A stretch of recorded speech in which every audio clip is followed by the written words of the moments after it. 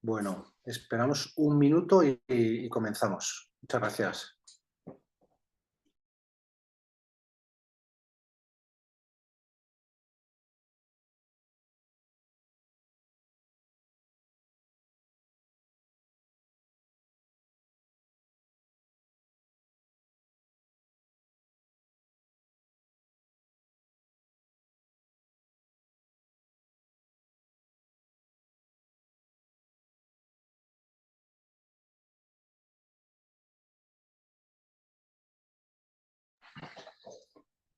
Muy buenas tardes a todos y a todas y bienvenidos. Están llegando. Están llegando los asistentes presenciales. Un segundo. Comenzamos.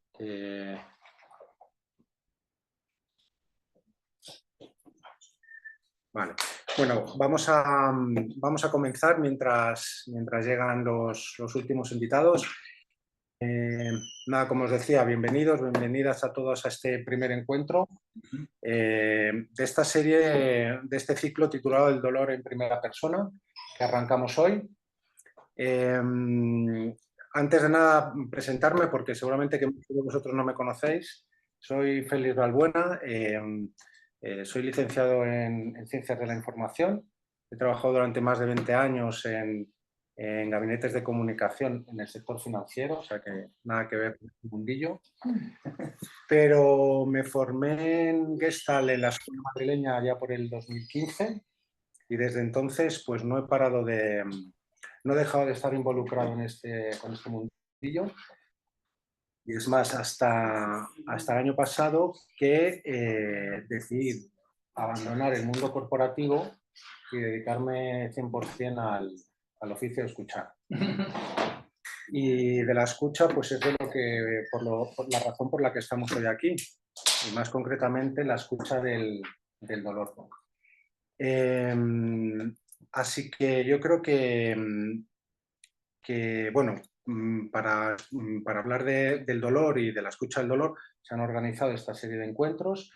Hoy concretamente vamos a hablar de la maternidad, de la escucha del dolor en la maternidad. Y qué más comentaros que, bueno, quería dar las gracias, por supuesto, a los ponentes que hoy me acompañan hoy aquí, dar las gracias a Enrique Diego, que ha sido el artífice de estos encuentros, y bueno, gracias por invitarme a moderar esta mesa.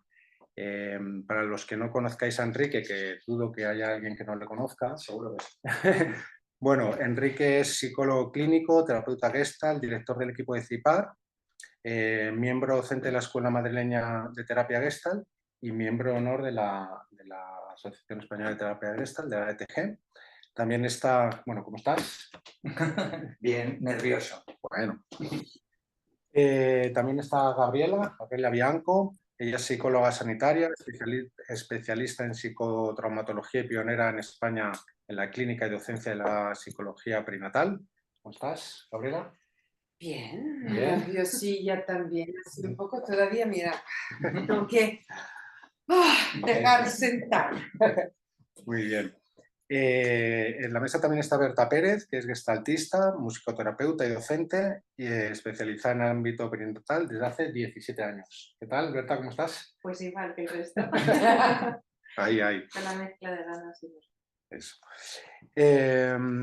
Bueno, y está conectada Faustina Hanglin. Hola, Faustina, ¿cómo estás? Hola, ¿qué tal? Ella es licenciada en Humanidades, Cine y Literatura Comparada, docente, escritora, gestaltista y acompañante en procesos de cambio y transformación.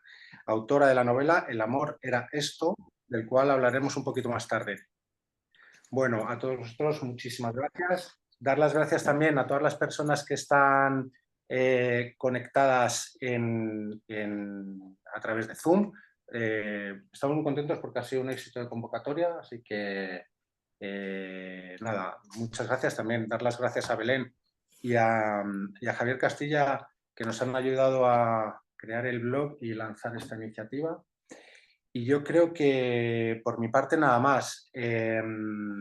Sí que animaros a participar, nos gustaría que este encuentro fuera pues, lo más participativo posible y que nos enviarais las preguntas o comentarios a través del chat y iremos pues, lanzando las preguntas a los invitados a medida que vayan llegando o al final del encuentro. Y yo creo que no se me olvida nada más. Nada, yo me callo y le doy la palabra a Enrique para que nos cuente un poquito, nos dé el contexto de esta iniciativa y nos introduzca el tema que vamos a tratar hoy, que es la maternidad. Así que, Enrique, cuando tú quieras. Pues nada. Muchas gracias, Félix. Enumerar cosas así como ha hecho Félix y las presentaciones ayuda a que nos tranquilicemos todos un poco, ¿no?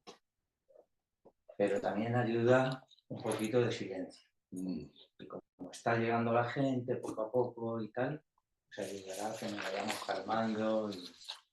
Porque sobre todo de lo que se trata es de escuchar y de que esa escucha nos llegue al corazón. No solo a la cabeza, no solo porque la convocatoria es para reflexionar, para escucharnos unos a otros, para estar de acuerdo o no en las cosas que opinemos y que desgranemos, pero sobre todo para reflexionar. Así que, bueno, pues con la calma. ¿Vale? Encuadrar esto, este primer encuentro que hemos empezado por la maternidad y dar voz a la madre, a mí me parece que ha sido un éxito, que ha estado bien la elección, pero el cúmulo de bibliografía y de la biblioteca que tengo de estos 5 últimos años en torno al dolor es amplísimo, como amplio es el dolor y sus consecuencias y sus causas y demás. Así que iremos teniendo distintos encuentros con los distintos ámbitos. La enfermedad, la medicina, los hospitales, etcétera, etcétera. Bueno, están puestos en la carta de invitación, ¿vale? Ahora, en relación a este primer encuentro, vamos a presentar 3 libros. Sinceramente, son 3 joyas. Para mi modo de ver, es una maravilla y yo lo que desearía es animaros a que los leáis. Porque, sobre todo porque la lectura tiene mucho que ver con una escucha en intimidad. Igual que escuchamos a las personas cuando leemos la historia de algunas de estas 3 personas, 3 autoras que han escrito esto, a mi modo de ver ha sido una escritura terapéutica, a mi modo de ver y por sus confesiones, ¿no? Es una escritura que les ha ayudado a poner voz a su dolor, pero a la vez es una voz que necesita ser escuchada, en este caso leída. Así que mi objetivo principal, o uno de ellos, es que lo que os presentemos con estos libros os entusiasme de forma que los podáis leer y acceder a ellos y de verdad que los vais a disfrutar porque no son libros de desgracias ni de grandes traumas que también, pero son libros de vida, historias de vida. Entonces, no representan, tenía yo aquí escrito, no son exclusivos ni excluyentes y no agotan el tema de la maternidad en absoluto. Todo lo contrario, lo único que hacen es abrir una puerta a un campo descomunal de situaciones. Vamos a atender a 3 situaciones particulares y mi empeño está en que escuchemos cada una de ellas en su situación y en su dolor. Cada situación, cada persona puede ser una tragedia, puede ser un drama, puede ser lo que sea. Eso nos lleva directamente a escuchar nuestro propio dolor, nuestra situación, si no nos empeñamos demasiado en las comparaciones que no tienen ningún sentido, ¿vale? Esa es la historia de una persona. Cuando hablamos de 1000 personas afectadas por una situación en concreto, de lo que estamos hablando es de una estadística. Nos puede conmocionar o nos puede tal, pero no nos llega de la misma manera. A las estadísticas estamos sobradamente acostumbrados. Así que empecemos por oír lo personal de estas 3 personas. No es exclusivo de mujeres la maternidad, eso sí, pero ya hablaremos de eso al final. ¿Y alguna acotación más? Yo creo que poquito más, que lo vamos a hablar, que en la medida en que los presentemos los 3 libros, brevemente, como para que sepáis de qué va la temática, sus autoras y demás.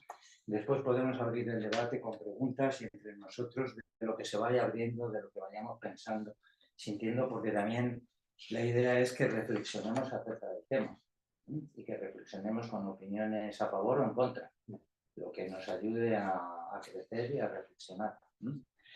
Así que démosle la palabra primero a Graciela, ¿no? Gabriela, perdona. Gabriela, nos vas a hablar del libro de Ana, ¿no? Sí, Ana Starovinets. Ana Starovinets, una maravilla. Sí. Este es el librito. Tienes que mirar. Bueno, yo en primer lugar quiero agradecer a Enrique por esta invitación, ¿no? Que ha sido un poco misteriosa, ¿no? El año pasado Enrique, puedo decir, ¿no? Lo que pasaba, ¿no? Que Enrique me iba enviando WhatsApp con sugerencias de libros y pues mira qué bien, ¿no? Iba a ir leyendo y luego de repente, hace pocas semanas, entendí hacia dónde quería ir. Y ahí pues me encuentro aquí en Madrid hoy para hablar junto a Enrique Berta y Félix de estos libros.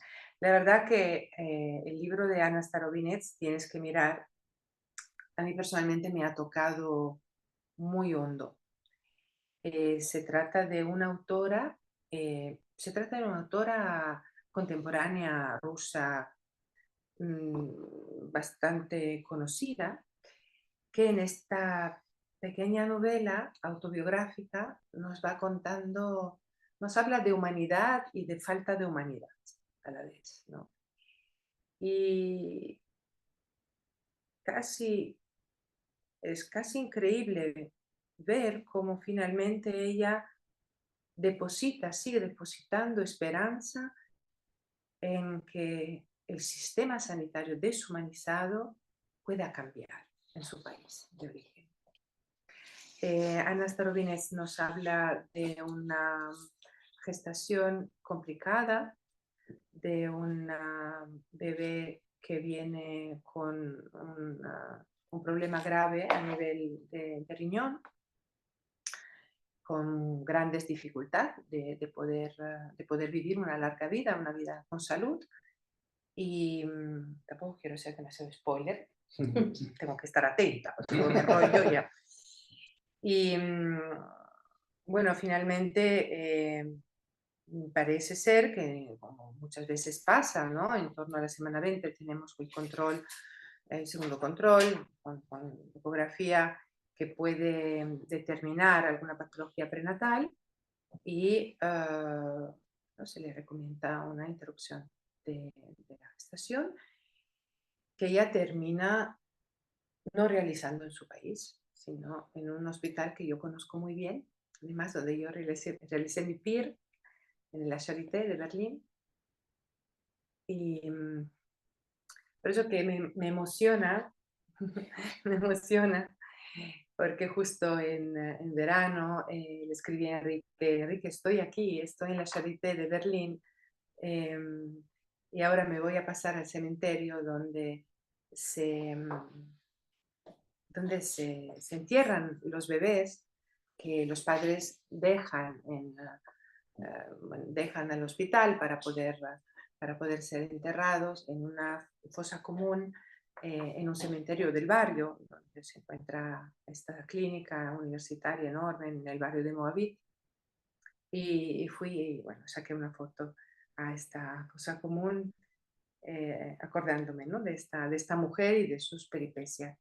Yo el libro nos da mucho, nos habla de muchas cosas, nos habla de la violencia obstétrica, digamos, tal como es, o sea, maltrato obstétrico institucionalizado o violencia obstétrica, nos habla también de dejar a los hombres fuera de estos asuntos, porque podrían entonces asustarse y luego podrían dejarnos solas, ¿no?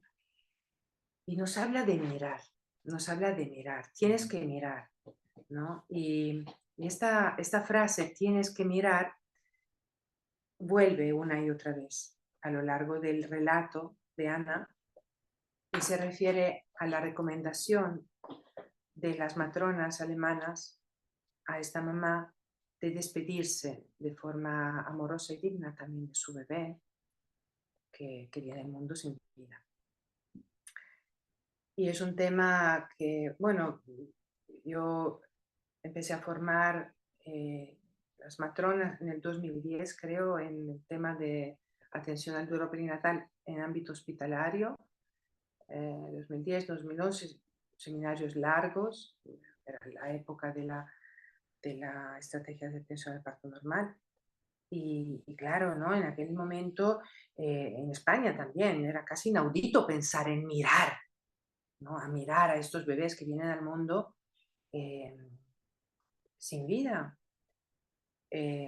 Hasta que, bueno, hoy en día sabemos que realmente el poderse despedir, si así los padres lo desean, puede ser muy, bueno, tiene un mejor pronóstico, ¿no? En cuanto al duelo perinatal, que a veces puede ser traumático y otras veces no.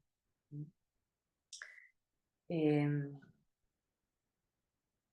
gustaría leer un pasaje. Claro. Hay dos que me gustan mucho, pero bueno, elijo ahora este.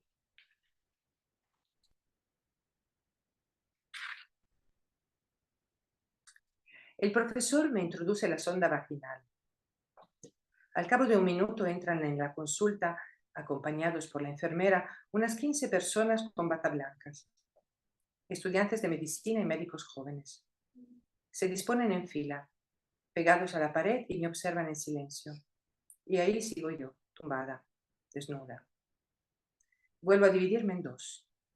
Aquella yo que está al borde de la histeria, aprieta los párpados para no verlos y al parecer llora.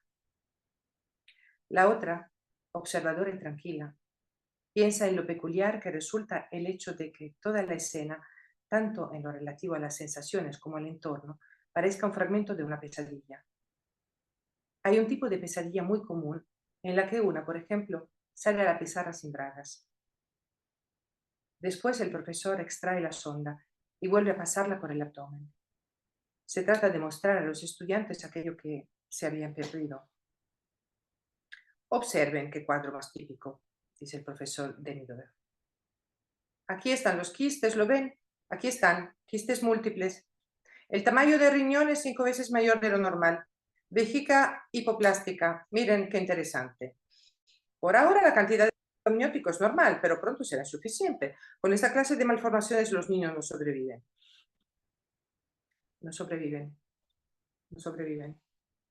No sobreviven. El profesor Demidoff no se dirige a mí, sino a los estudiantes. En mí ni repara.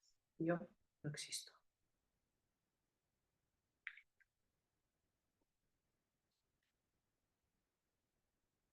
A continuación, Anna Stavronets recomienda a las mujeres, por favor, no vayáis solas, nunca, al hospital en estas situaciones.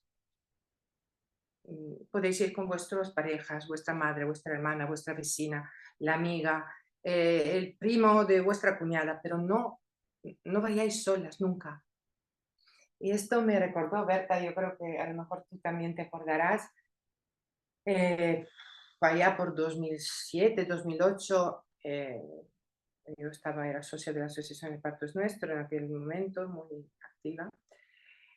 Sacamos una campaña aquí en España que se llamaba No te bajes las bragas. No te bajes las bragas. Era para poder evitar cualquier tipo de intervención innecesaria y que pudiera distorsionar la fisiología del parto.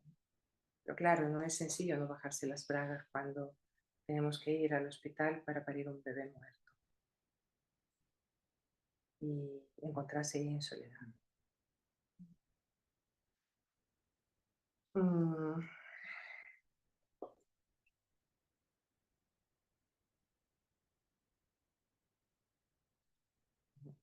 ¿Un intermedio? Sí, intermedio, sí. Ana es periodista en Rusia. Y guionista, sí. Y guionista. Y entonces hace una labor de investigación, se mete en internet averigua todo lo averiguable, dónde ir, quién, cómo recibir ayuda, como tal, y no hacen. Y su pareja le dice en varias ocasiones, otra vez metida en la galería de los horrores, que yo tomé un poco como referencia con todo lo que estaba leyendo. Mi biblioteca la llamé, empecé a llamarla la galería de los horrores. Pero nada más lejano a la galería de los horrores. Una galería de vida a ultranza.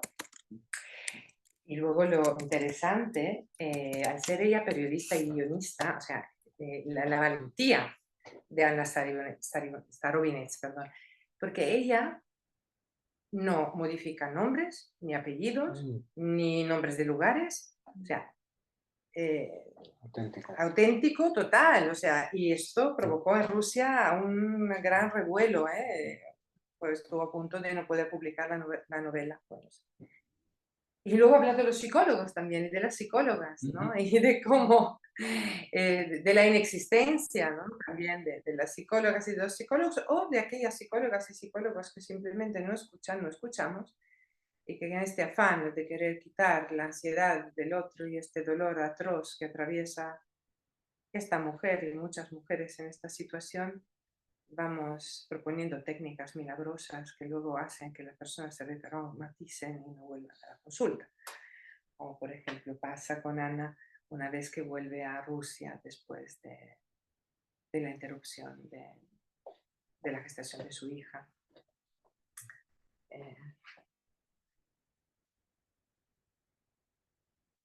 Sí, hay una frase que me gustaba, a ver dónde está, que dice...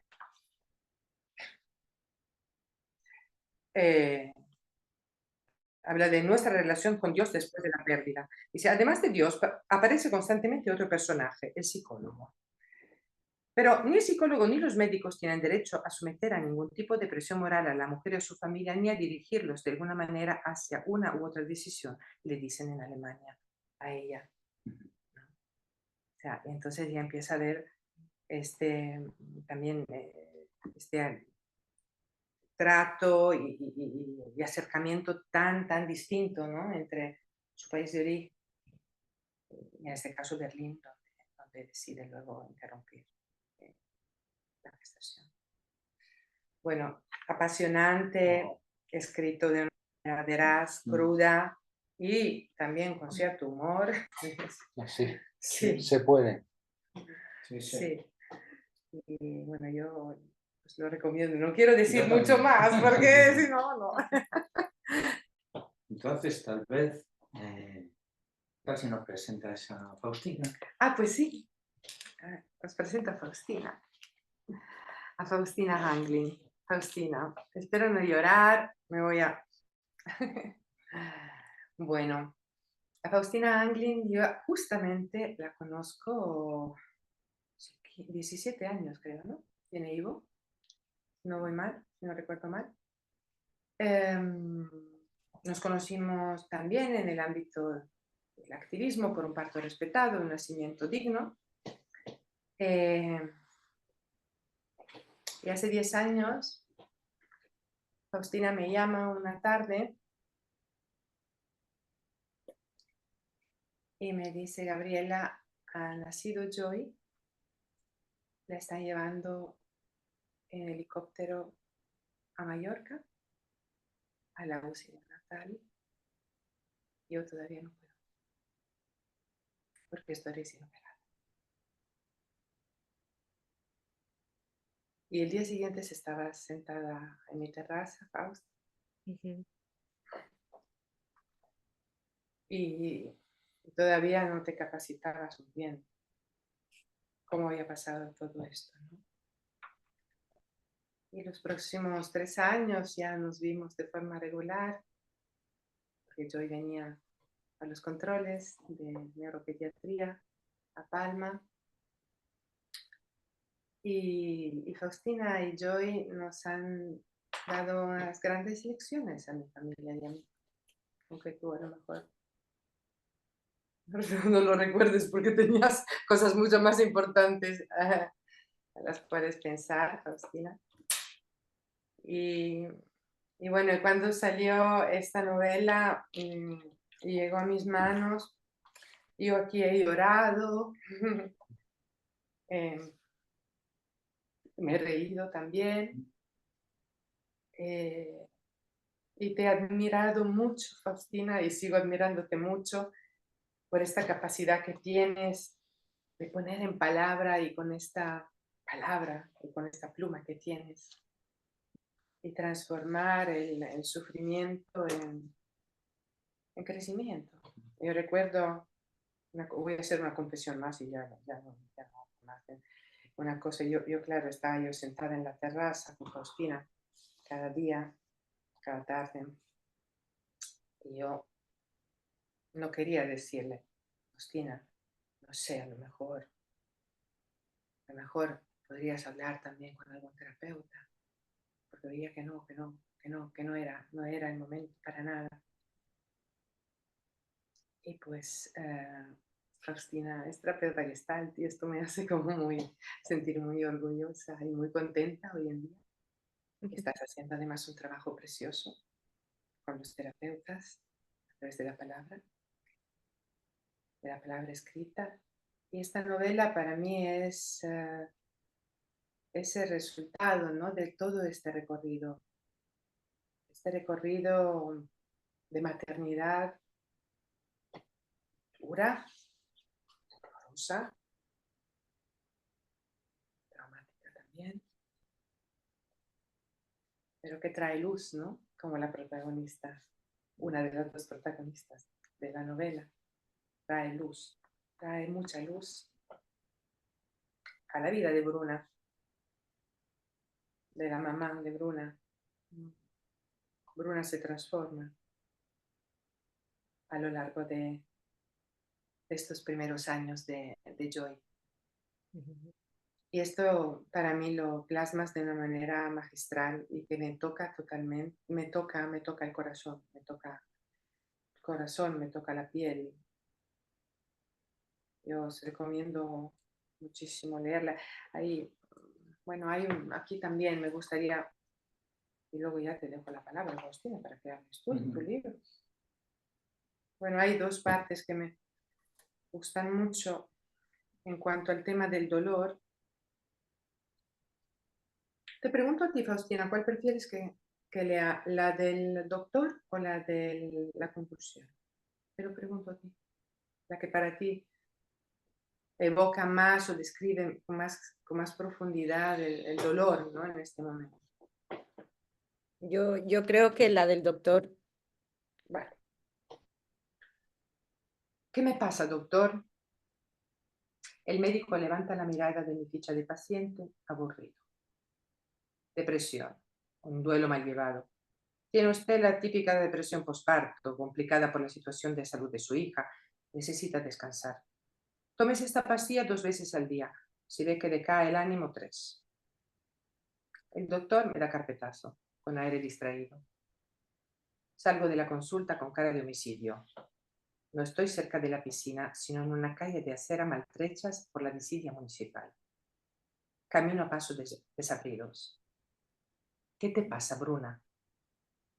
La pregunta repiquetea en la esquina y cae por su propio peso hasta perderse en una alcantarilla junto a otras preguntas sin responder. Sufro una crisis de envidia al ver pasar a una mamá con su bebé en brazos. Todo calza a la perfección. El bebé ama a su mamá. La toma con las manitas diminutas, como gorras de estopa prendida a una camiseta de algodón de óptima calidad. La mamá ama a su bebé. Son ideales. ¿Se saben amados? ¿Sienten la salud que aviva sus cuerpos? Hago mis preguntas a un lado. Soy esa mamá que ama a su bebé. Soy ese bebé que ama a su mamá. No hay nada más en el mundo. Bajo el sol y sobre el asfalto. Coches que circulan a toda velocidad, dejando tras de sí el ruido blanco de un motor recalentado. La rabia me lleva a un aislamiento silencioso. El resentimiento ensancha y profundiza mi herida. Ahí está. Una llaga grande, redonda, con los bordes resecos. un agujero que me devora, hundiéndome en la sensación de estar atrapada.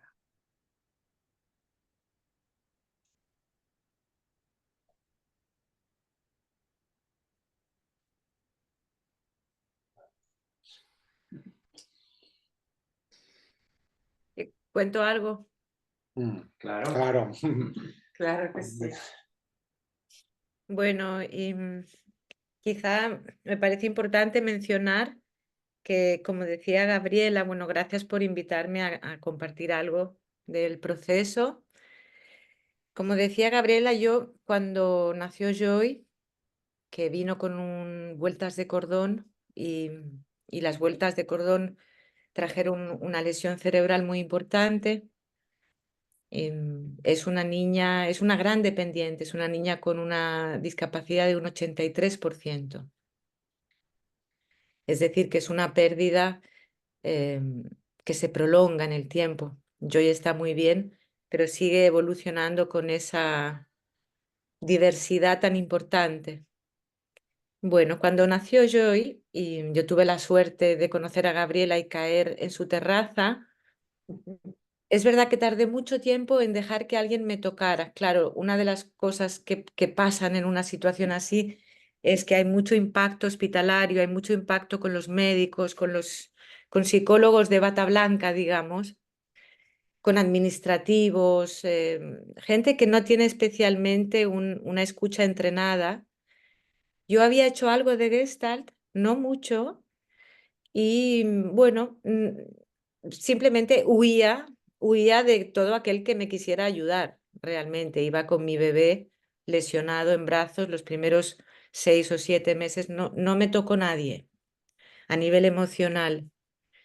Y aparte de Gabriela, que me recogía en Mallorca cada vez que íbamos a ver al médico, lo que me sucedió es que realmente conocí a un tipo en una fiesta y este tipo en esta fiesta me comentaron, este hombre es terapeuta. Y yo lo miraba de lejos y noté en esta persona, en este terapeuta, un espacio alrededor, una calidad de presencia, una forma de estar, de interrelacionar, de interactuar con los niños que había en la fiesta y pensé, con este voy a hacer terapia. Y evidentemente era un gestaltista. Fue el segundo o tercero de mi historia de terapeutas. Con ese gestaltista de la mano entré en formación terapéutica a los pocos meses. Entré en una formación de Gestalt. Tuve la suerte de que se iniciara ahí una escuela en Ibiza en ese mismo momento. Fui la primera generación de esta nueva escuela de Tony Aguilar en Ibiza.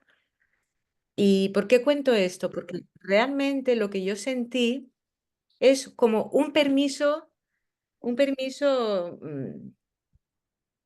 subyacente, ¿no? O sea, una escucha subyacente, como que hay algo en la Gestalt, hay algo en los terapeutas Gestalt que abre un espacio que posibilita el que uno se deje un poco. No es que me dejé enseguida, tardé lo mío en hacer mi terapia y mis formaciones y todo, pero creo que sí que la Gestalt tiene una calidad de escucha que es reconocible.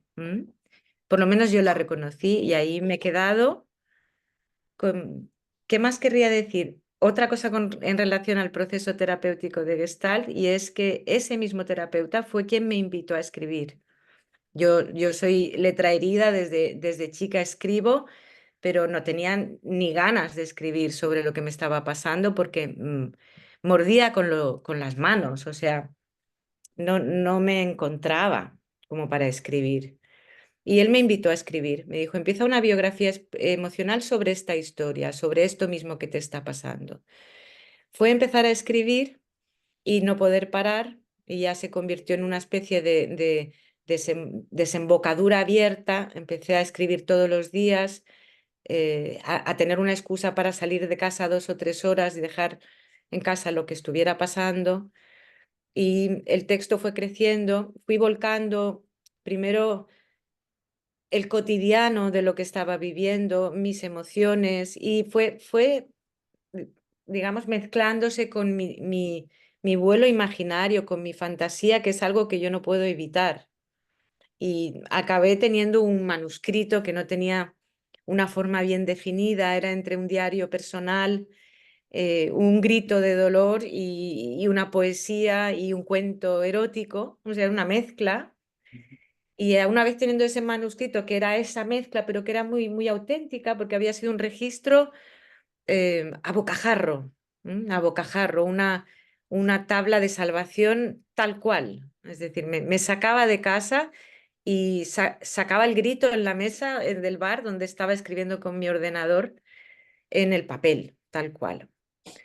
Tuve un proceso de acompañamiento en la escritura por amigos escritores que me fueron ayudando a revisar, a ver por dónde, a trabajar un poco el texto. Y bueno, ahí fue. Acabó interesándose una pequeña editorial chilena por el texto y después de ese primer interés de una editorial yo me decidí y lo autopubliqué.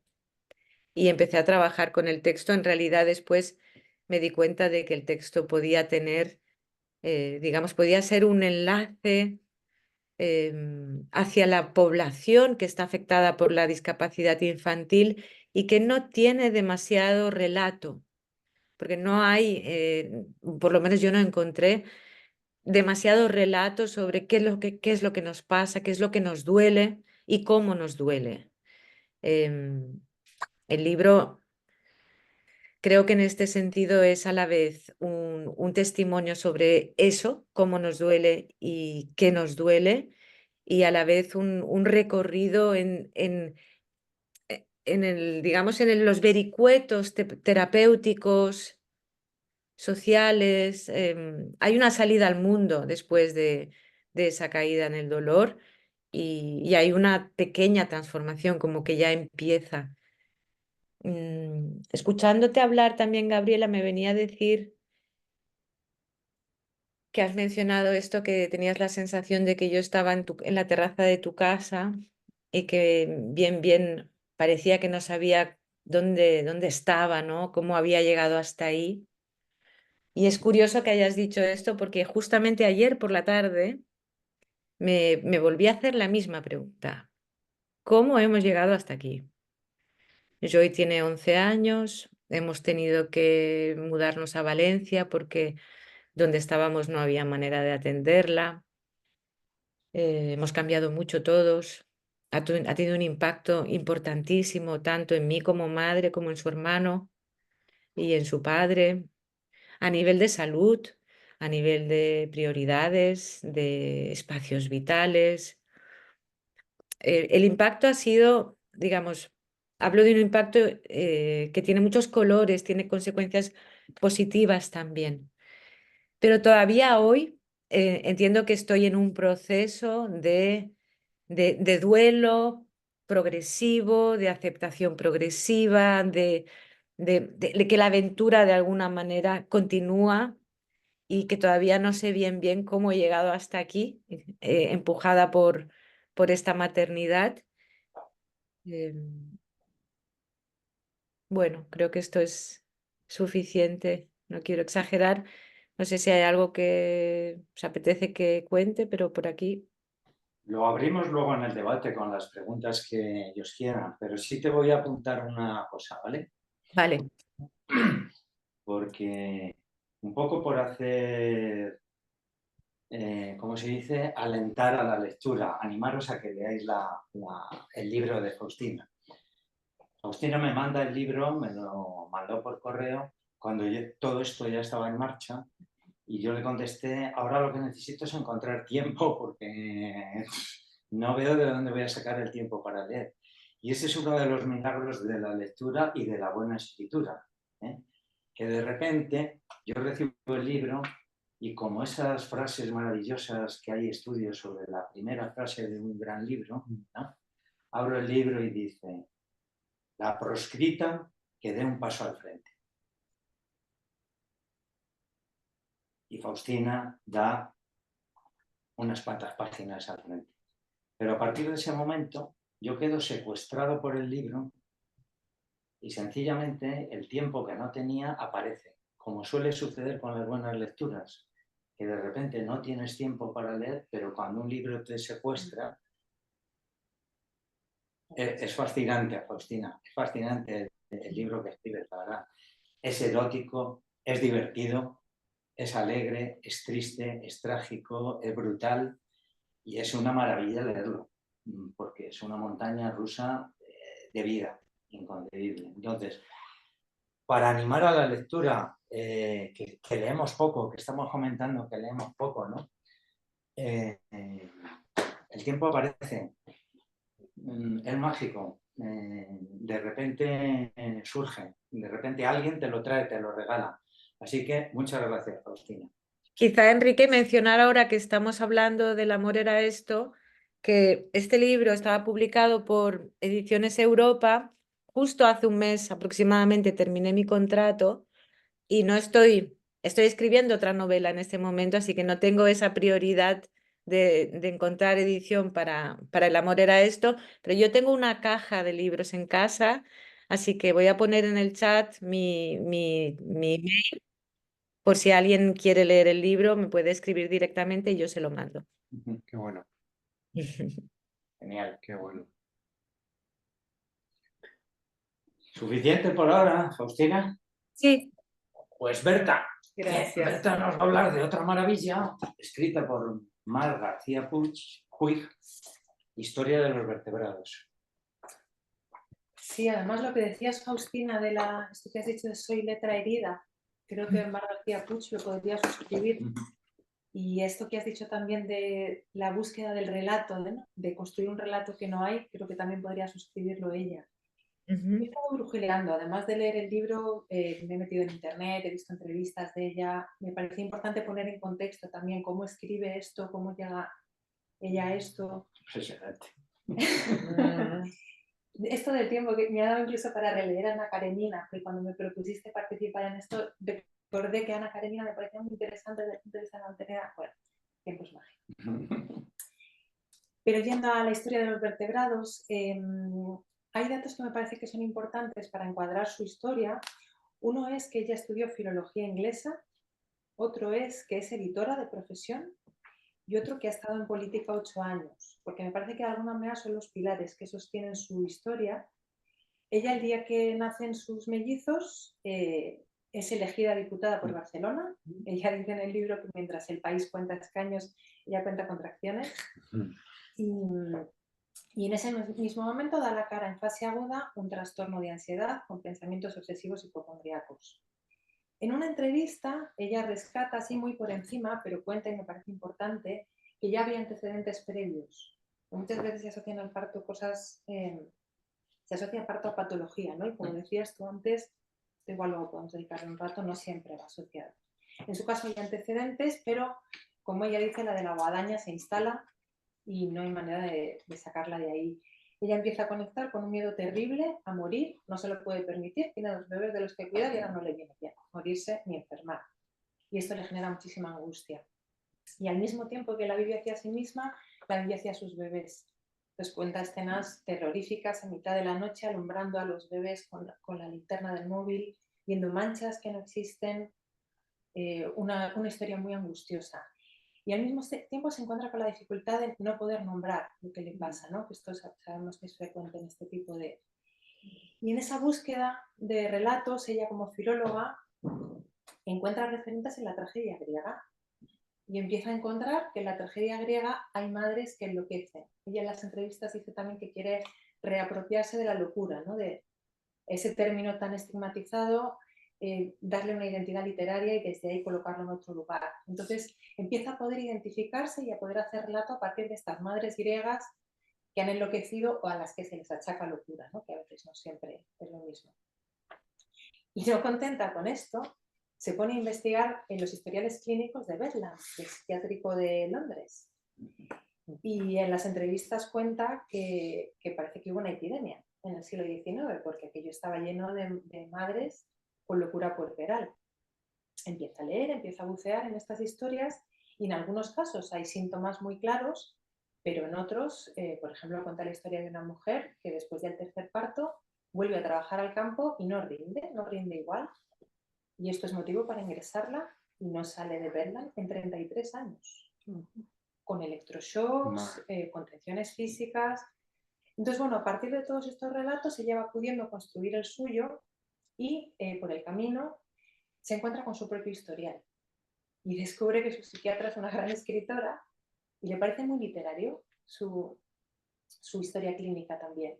Entonces, ella en ese momento, como editora, había decidido escribir un ensayo, recogiendo todos estos relatos de tragedia griega, del psiquiátrico, y al incluir en todo este material su propio historial clínico, ve que ella es un personaje más de esta historia y que el ensayo tiene que estar intercalado con una narración en primera persona. Pues aunque ella decide cambiar algunos nombres, en primera persona va contando su historia, va contando cómo va llegando a las palabras a través de estos relatos. Y la tercera pata de esta historia, que para mí es su vocación política, tiene que ver con, esto se ve en la novela, pero lo explica mejor en las entrevistas, la necesidad de trasladar el discurso de la maternidad de la esfera privada a la esfera pública. Es muy importante que la maternidad no siga siendo algo de madres y bebés.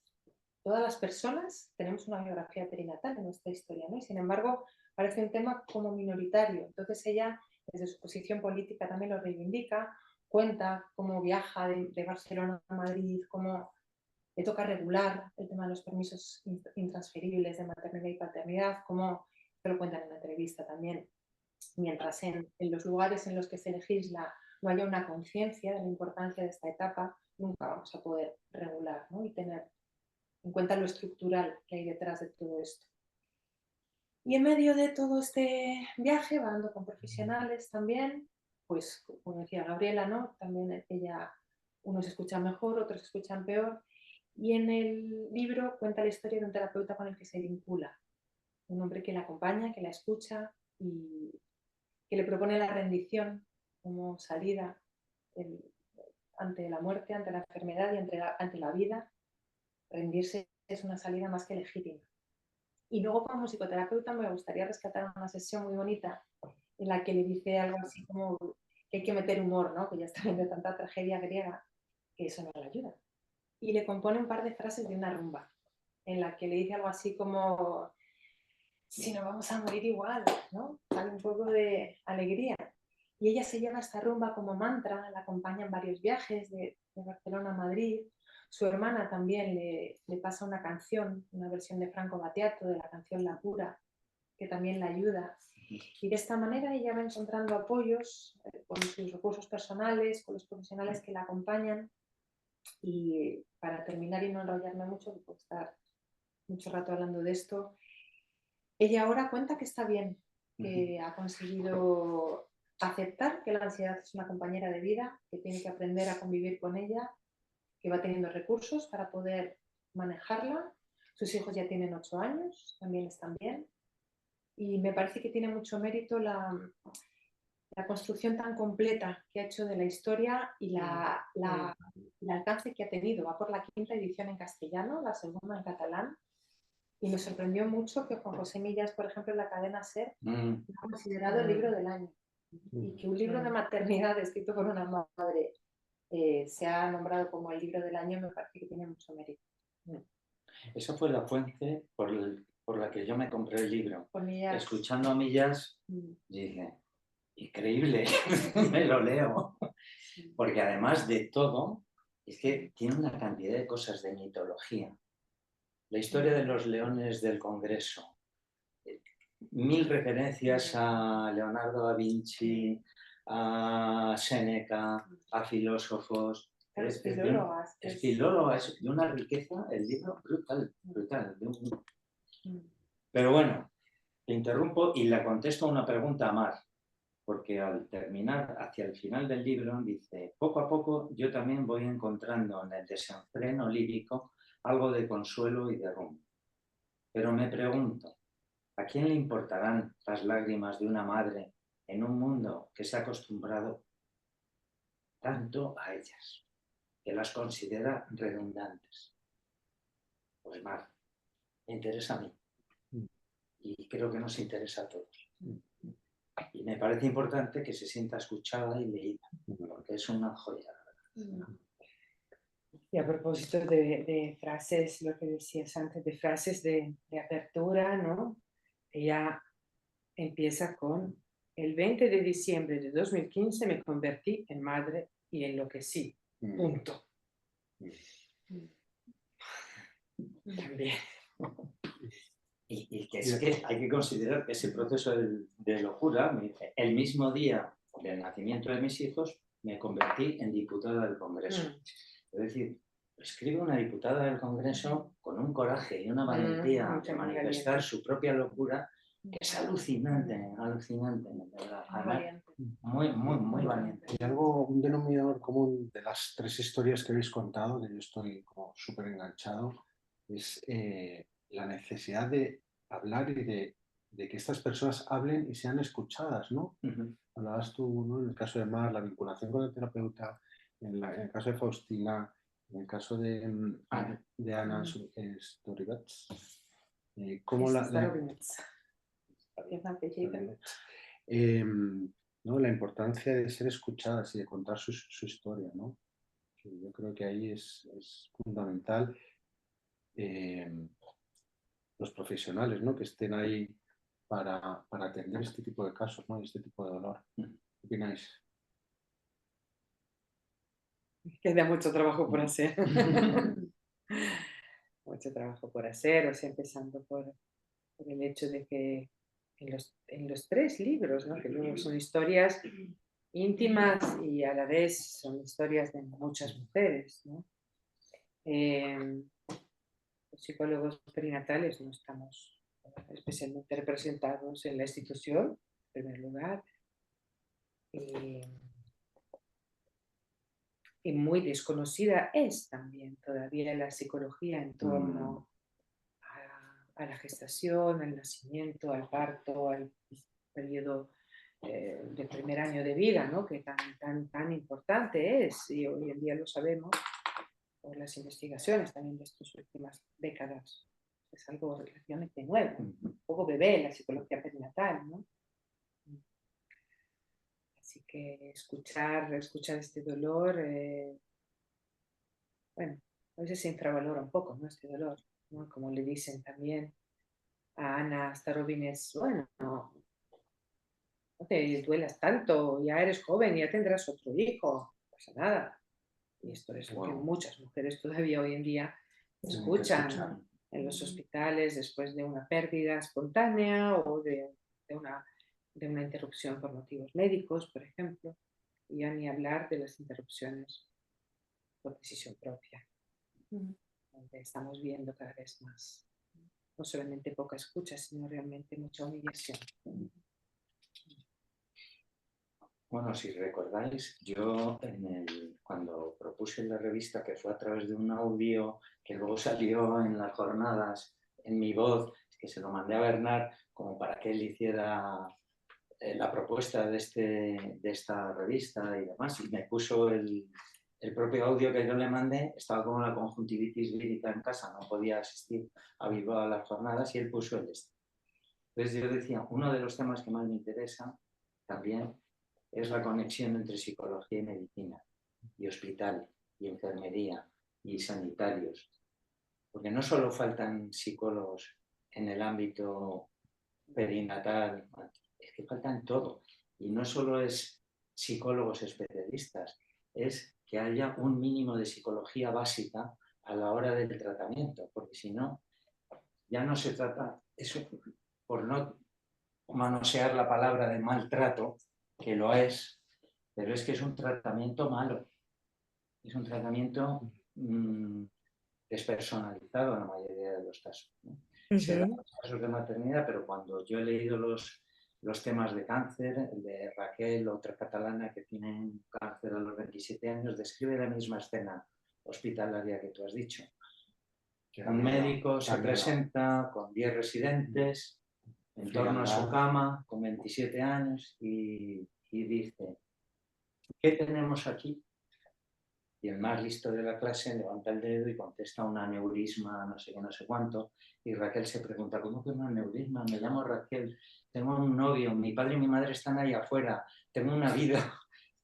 ¿Cómo que soy un aneurisma, ¿no? Entonces, esta especie de secuestro del relato de la enfermedad o de la situación de cada persona en base a un diagnóstico, en base a un supuesto tratamiento biológico, médico o muchas veces psicológico, que es en nuestro caso, que también a nosotros nos toca revisarnos un poco la parte que nos toca. Muchas veces estamos escuchando a partir solamente del diagnóstico, que muchas veces es necesario, pero escuchamos el diagnóstico, escuchamos una etiqueta, escuchamos ya sea del eneagrama, ya sea de lo que sea, pero no estamos escuchando a la persona en su dolor. Y esa es la parte que, empezando por casa, nosotros, mi propuesta es que nos revisemos nosotros, pero desde luego llevarlo al ámbito hospitalario es absolutamente imprescindible. Una pelea, una batalla que merece la pena librar, porque se da todos los días y se nos da a todos, en cualquier situación, en cualquier condición hospitalaria. ¿Y cómo escuchar el dolor? ¿Cómo podemos escuchar el dolor en estos casos? La cosa es que yo creo además que aunque hay cosas muy generales en el dolor, en el caso de la maternidad yo creo que se da una paradoja, que es que se tiene una visión muy dolorosa, ¿no? La mater dolorosa nos ha impactado mucho. Damos por hecho que las mujeres llegan deprimidas después del parto, ¿no? Eso es normal, y el trauma, ¿no? Del parto sales traumatizada, eso es normal. Sin embargo, luego hay una dificultad muy grande en escuchar el dolor real, ¿no? Esto que decías, o sea, alguien llega y ha muerto su bebé y no podemos escucharlo ni como sociedad ni como profesionales muchas veces, ¿no? Pues yo creo que aquí hay algo muy cultural que nos hace cortocircuito y que a una mujer que ha perdido a su pareja no se nos ocurre decirle, ya tendrás otro marido, no te preocupes, ¿no? Y en cambio sí se nos ocurre decirle, ya tendrás más hijos. Hay cosas... ¿Sí, Faustina? Sí, te estoy asintiendo, Mm. tal cual. Algo que estoy escuchando cuando habláis de cómo acompañar el dolor, me viene enseguida, también cuando hablas de este asunto cultural, ¿no? Que seguramente es así, em, esta noción de que el dolor muy profundo, la misma persona, entiendo yo, la misma persona lo guarda en una recámara, porque en el primer momento el impacto es tal que, y además siendo madre, necesitas ocuparte de tus hijos. Entonces no hay tiempo ni espacio, más allá de que haya a lo mejor un terapeuta que escucha con la oreja o incluso con un talante, si quieres, gestáltico, humanista, pero no hay tiempo, espacio y no hay fuerza física para sostener ese dolor. Entonces yo lo que entiendo es que además de profesionales capacitados humanamente para escuchar del todo, igual hacen falta contextos de contención mucho más sólidos, como puede ser una contención grupal, ¿no?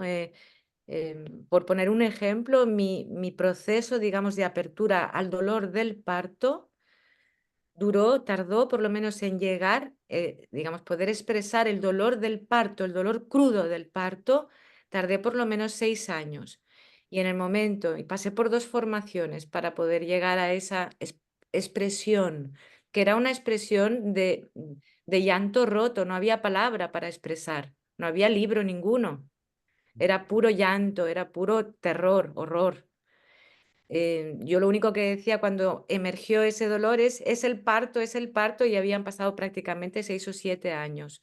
Necesité sostén de grupo, necesité terapia bioenergética corporal para ir abriendo mi cuerpo y necesité incorporar herramientas yo de autosostén en el dolor, o sea, poder aguantar el dolor, poder yo misma sentirme lista para romperme en el dolor. Estaba a la espera en la recámara. Entonces, creo que esto es importante, la capacidad de escucha, sí, pero también la capacidad para ir desenmascarando y abriendo el camino al dolor, y facilitando un contexto de contención real. Tiene que haber tierra, tiene que haber cuerpos alrededor, tiene que haber brazos.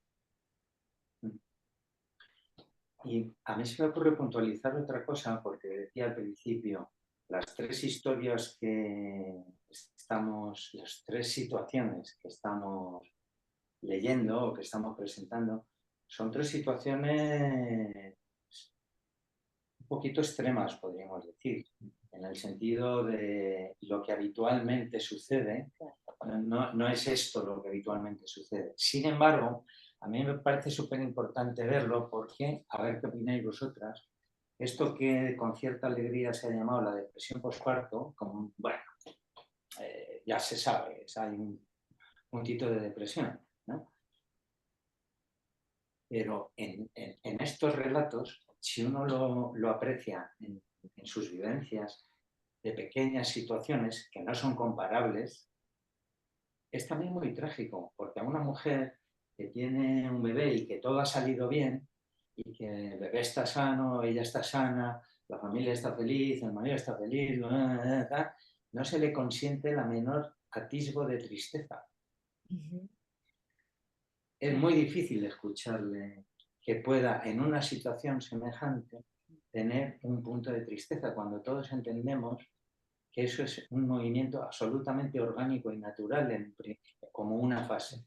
Si no se le escucha, el problema es el silencio. Es que, como dice Faustina, lo tiene que encerrar en una caja. Y ese dolor, me da igual, no es comparable probablemente a este tipo de situaciones, pero es que no hay comparación en el dolor. Cada persona siente su dolor y eso no tiene... Es ridículo compararlo.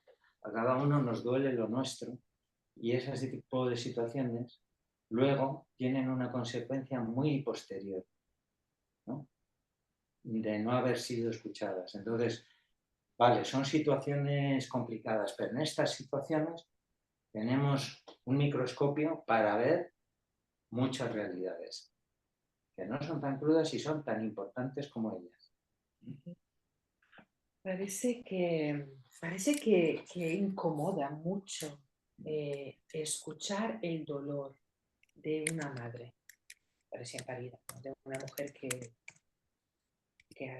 acaba de dar a luz a su bebé.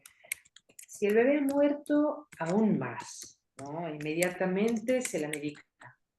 En el hospital, inmediatamente se la medica. No porque la mujer haya pedido ser medicada, sino porque justamente no tenemos esta capacidad de sostener semejante desgarro emocional. Entonces hay que acallar inmediatamente, ¿no? Y luego, lo que tú decías, claro, no hace falta tener ni una depresión postparto, ni que haya fallecido un bebé, ni haber tenido un parto particularmente difícil o doloroso, complicado, una cesárea. El tema es que también hay una muerte dentro del nacimiento. En el nacimiento se produce una muerte, se produce en la primera maternidad la muerte de una parte de esta mujer para poder hacer espacio a que pueda brotar la madre, ¿no? Y en este proceso de muerte y nacimiento hay un contacto con el dolor, con la tristeza. Algo, cada mujer, cada una de nosotras llega al parto, a la maternidad con una mochila, con su historia, con su capacidad de afrontamiento, ¿no? Pero esta dificultad de escuchar, esta tristeza, incluso cuando todo ha ido bien, no, tienes que estar contenta, ¿no? Entonces la mujer a lo mejor dice, no, pero en realidad, ¿pero cómo? Si te han salvado la vida. Sí, pero es que yo, no, pero a ver, mujer, a la tercera, calla, cierra la boca y dice, aquí la loca soy yo, parece que todo el mundo me dice que tengo que estar feliz, que mi hijo es maravilloso y yo no me he muerto, entonces estoy loca y me callo, ¿no? Entonces, Mar García Puig utiliza una frase bastante literal, dice algo así como alumbré a los bebés y alumbré un nuevo mundo, porque el mundo que yo conocía quedó atrás para siempre, ¿no? Dice algo así. Y yo creo que muchas veces también aparentemente van bien las cosas y esto lo vemos mucho, ¿no? Sí. A mí me parece muy importante la pregunta de qué te ha pasado, porque más allá del duelo y de lo que acaba y de la nueva persona que nace y de todo esto, a veces es que han pasado cosas que esto, ¿no? Que como estás viva y tu bebé está vivo, pues chica, ¿no? Ya, pero a lo mejor no me trataron bien en el parto, a lo mejor no se cumplió la expectativa que yo tenía, a lo mejor esto ha abierto memorias antiguas y nadie hace esa pregunta de ¿qué te ha pasado? ¿No? Que es muy... Hay una novela así ampliando la Por referencia favor. bibliográfica, de Natalia Ginsburg, una compatriota sí, tuya, sí. que se llama Y esto fue lo que pasó. Y no hago spoiler porque ella en la primera página cuenta que es la historia de una bebé que muere con 1 añito y pico. No voy a hacer spoilers, pasa una tragedia muy grande a partir de ahí. Y el título de la novela es Y esto fue lo que pasó. Y me parece que solamente el título ya es como chapó, ¿no? ¿Y cuántas veces preguntamos qué te ha pasado? ¿Cuántas veces damos por hecho sin preguntar, ¿no? Y Yo tenía ahí como la pregunta de cómo podemos desarrollar nuestra capacidad de escucha como profesionales. A lo mejor simplemente eso, ¿no? ¿Qué te ha pasado? ¿Qué te pasó? ¿Cómo lo viviste? ¿No? Ese tipo de preguntas.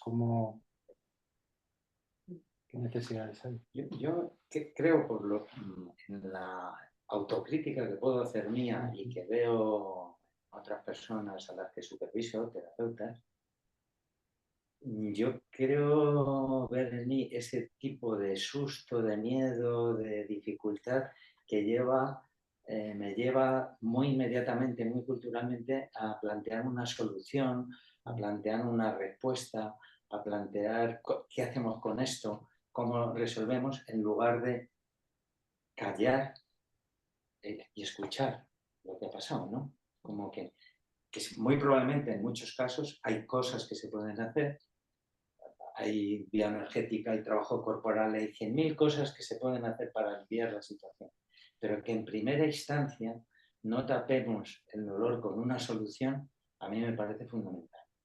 Fundamental. Que se pueda escuchar y que la persona tenga su propio relato. Que además escuchar la frustración, el dolor y tal, es una pauta importante para que la propia persona escuche, atienda el mensaje, se haga cargo de su dolor, tire de sus propios recursos para ver cómo tal, cómo... Entonces, acompañarle en sus propios recursos antes de tapar la boca con otras cosas, con relájate, puedes tener más hijos o cualquier otra solución que se nos ocurra. Y estamos, por favor.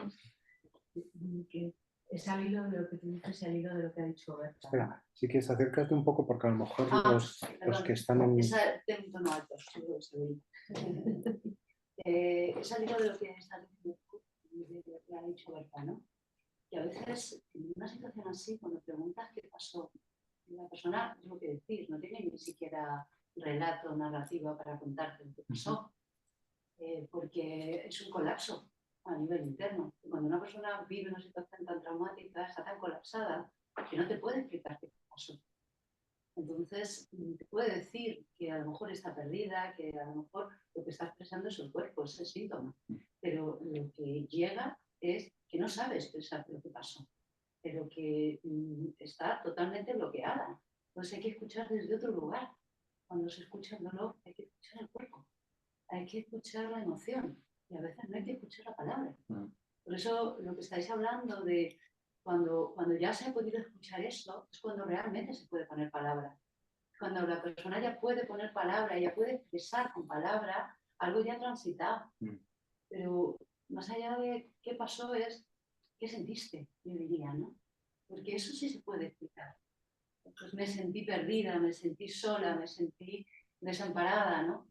Más que a veces no se puede explicar qué pasó. Claro, cómo va llegando, ¿no? Pero puedes escuchar el bloqueo, Eso, el total. perdida, Sí. tal, Sí. y darle espacio a eso, ¿no? Total.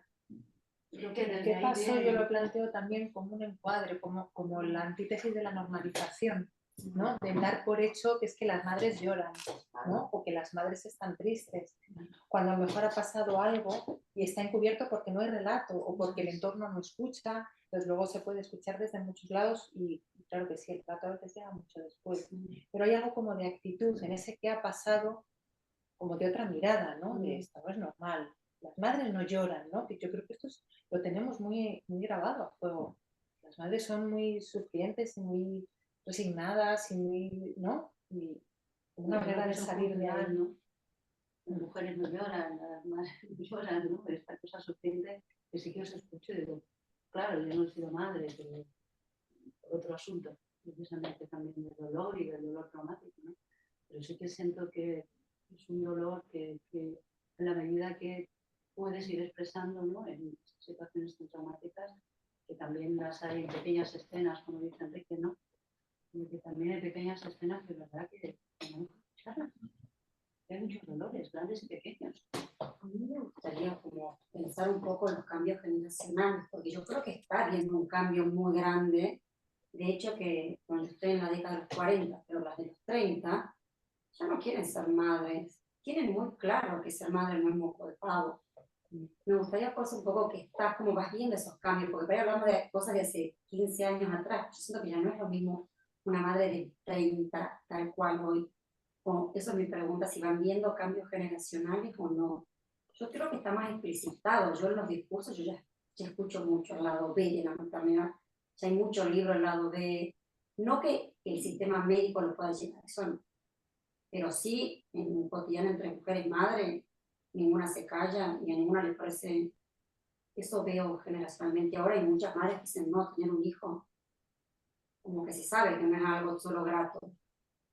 Y el comentario es muy fuerte, lo mejor y lo peor, y si sacamos situaciones, ¿no? de situaciones normales, quería un poco preguntar si vas viendo un poco estos cambios generacionales o que van cambiando de una cultura a otra un poco, porque yo la veo que se va avanzando, no en el sistema médico, pero sí en un sistema un poco más social, sí lo veo, que se va avanzando un poco. Un segundo, antes de que contestéis, tenemos un público súper participativo. Os recuerdo a las personas que estáis en el Zoom que también podéis comentar, abrir micro o lanzar la pregunta por el chat, ¿vale? Bueno, yo lo que he visto, digamos, en estos últimos 20 años ahora, que estoy atendiendo mujeres, familias en torno a la maternidad, sí que he visto un cambio. Y he visto un cambio también en los sanitarios que atienden, afortunadamente, a las madres, ¿no? En Mallorca es una realidad pequeña, me doy cuenta, yo viajo mucho en toda España y formo profesional en toda España, hay diferencia, pero sí que hay otra sensibilidad y otra atención también, hay que decirlo. Falta mucho por hacer, pero algo ha cambiado. Lo que sí últimamente me ocupa con cierta bueno, tristeza también, debo decir, es después de la pandemia veo un cambio en las nuevas generaciones de madres, pero un cambio hacia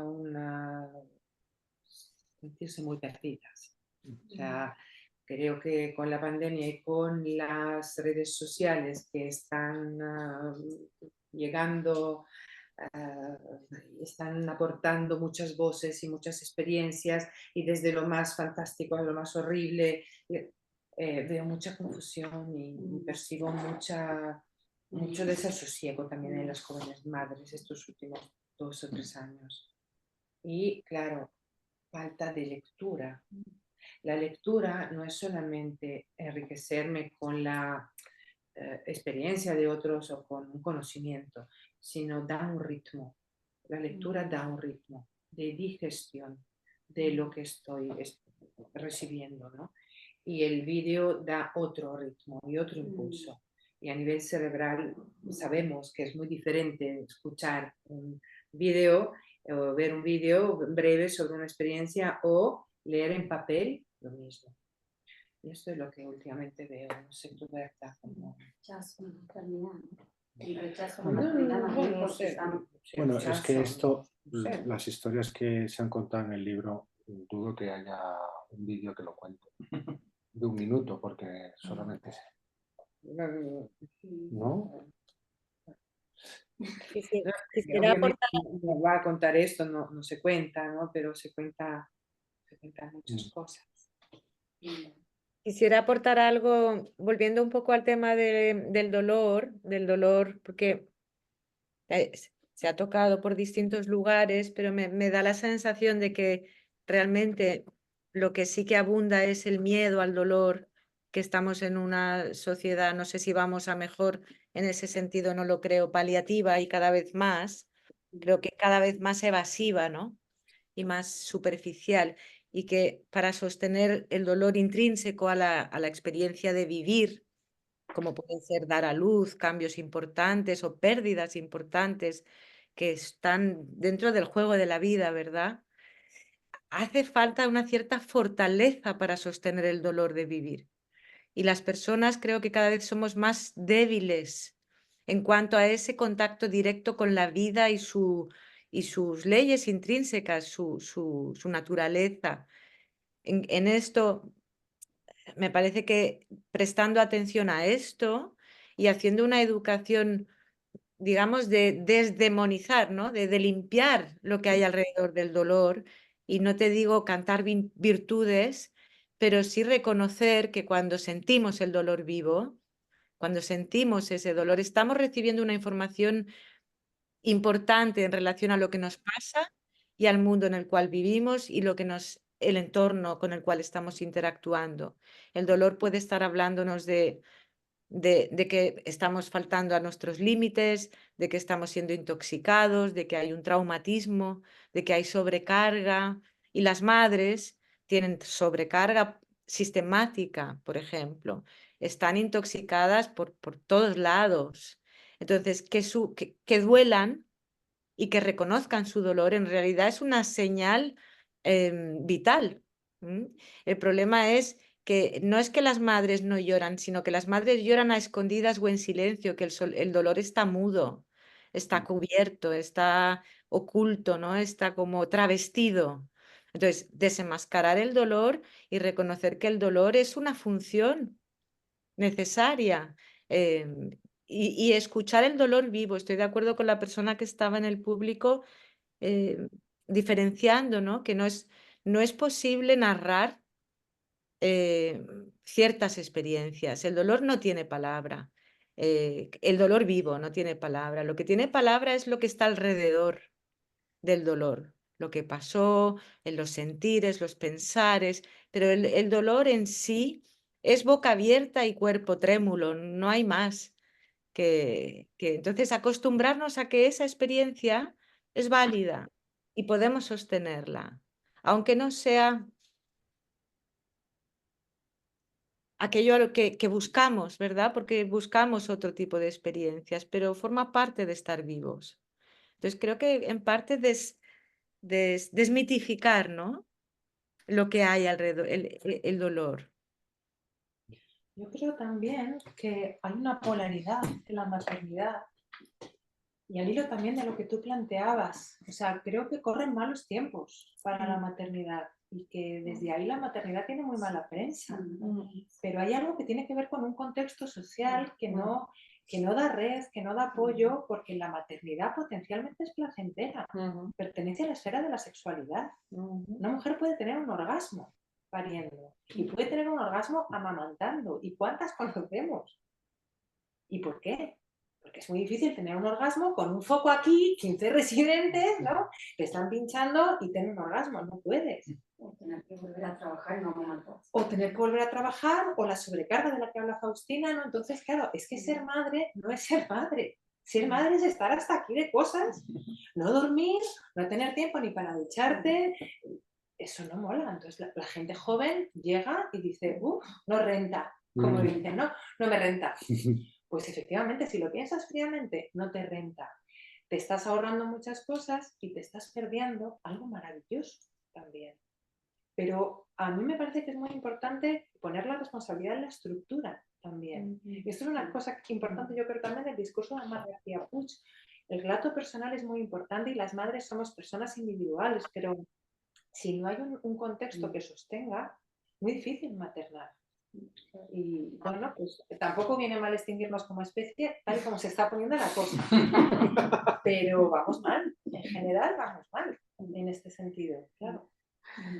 Yo quiero apoyar la moción de nuestro público. La de la extinción no la voy a apoyar. No estoy por la labor. Pero obviamente has hablado, hay dolores muy difíciles de explicar que tardan mucho tiempo en salir y que a veces solo pueden expresarse en poesía, como el libro de ella, que forma parte de la biblioteca de Escuchar el dolor. Así que a veces eso en una expresión poética o en otro tipo de expresión a través del cual puede salir, ¿vale? Pero contestando a tu pregunta, que me viene muy bien, qué bien que me haga usted esta pregunta, porque preguntaba por los cambios culturales y yo tenía aquí, no, claro, estamos viendo la situación, 3 situaciones de pareja heterosexual con marido, en el fondo de los 3 libros hay un marido de fondo, muy de fondo, pero pareja heterosexual, con hijos, bla, bla, bla. Revisemos cómo está la situación culturalmente ahora.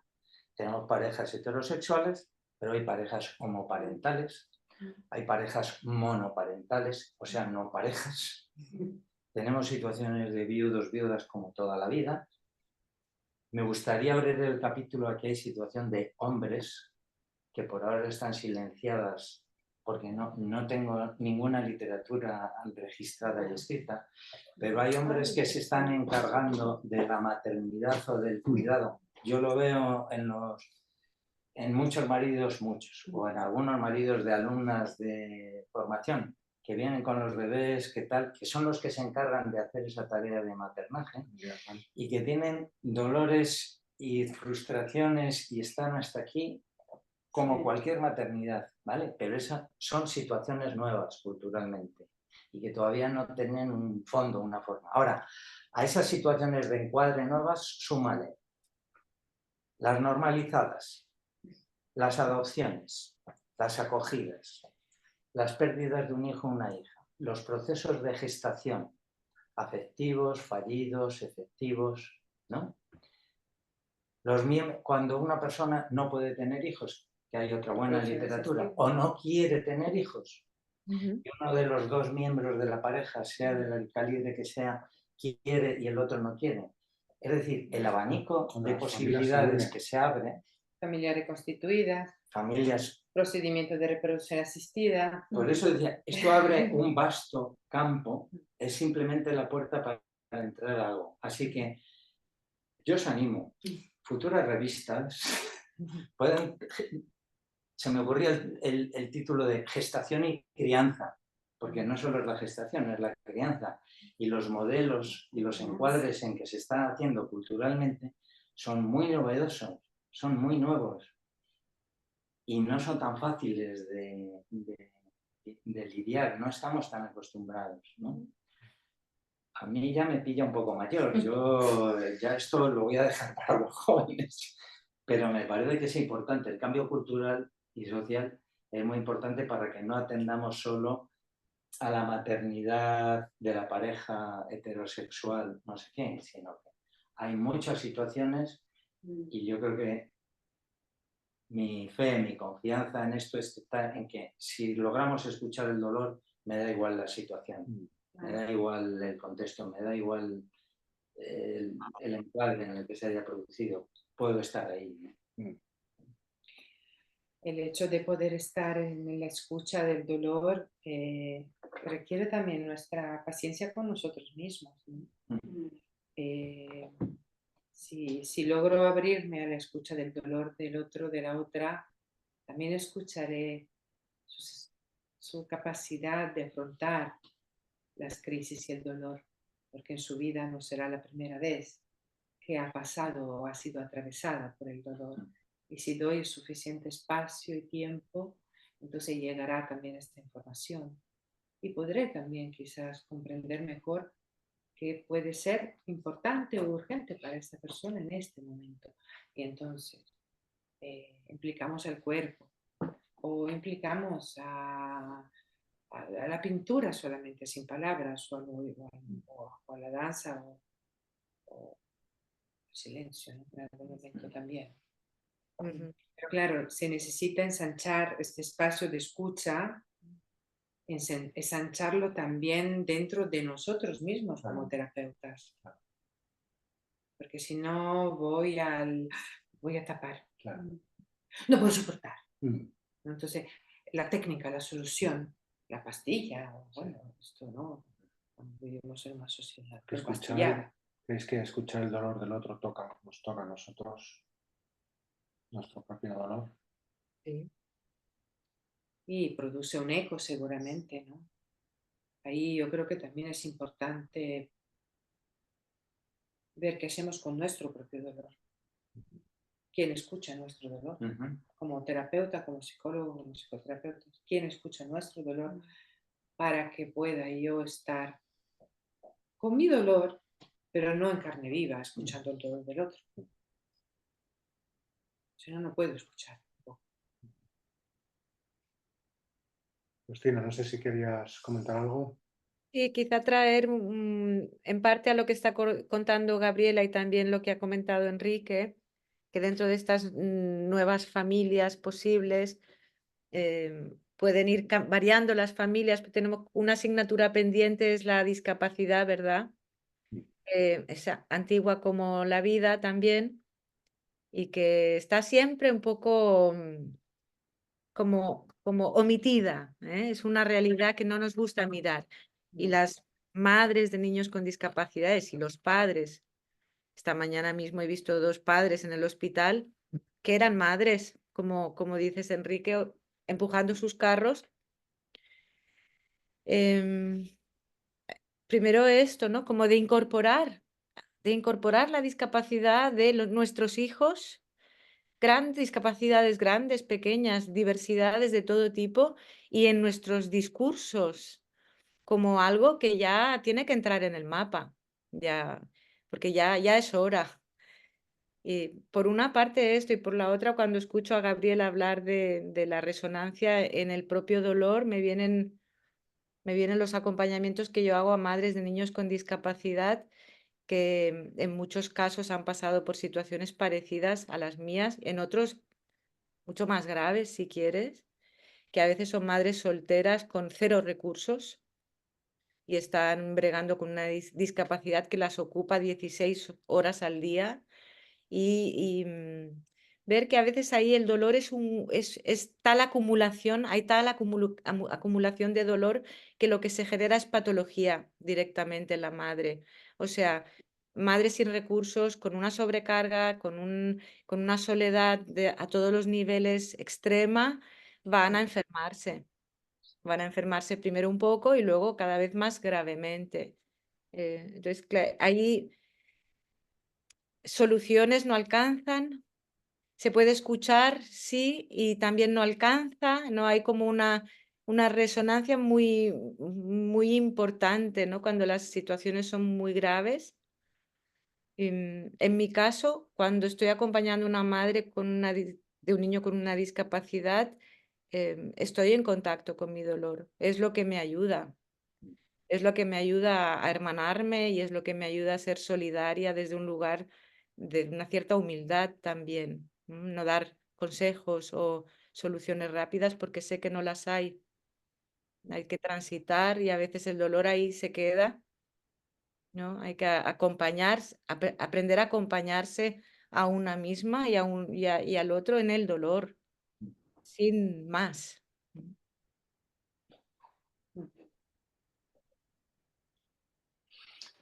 Como estamos llegando un poquito a las 7:30, has abierto el capítulo de más ¿cómo era? Esto es lo que pasó, la novela, ¿no?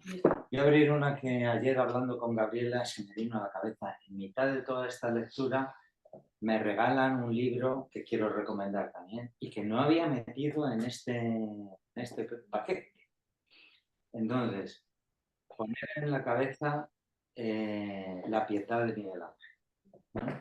Y un arquetipo de maternidad que es el de la Virgen María. Habla de ello Omar García Puig cuando cuestiona los evangelios y dice en los evangelios se nombra a la Virgen 8 veces, solo 4 por su nombre. Es decir, la maternidad un poco borrada del mapa, ¿no? Bueno, hay un libro fascinante, para mi gusto, que no lo había localizado dentro del tema del dolor, que es el de Notov, que se titula Sed. Y Sed habla de la pasión de Jesucristo, pero desde la cabeza de Jesús. Se mete en la cabeza de Jesús y te cuenta la pasión, lo que todos sabemos, pero desde dentro.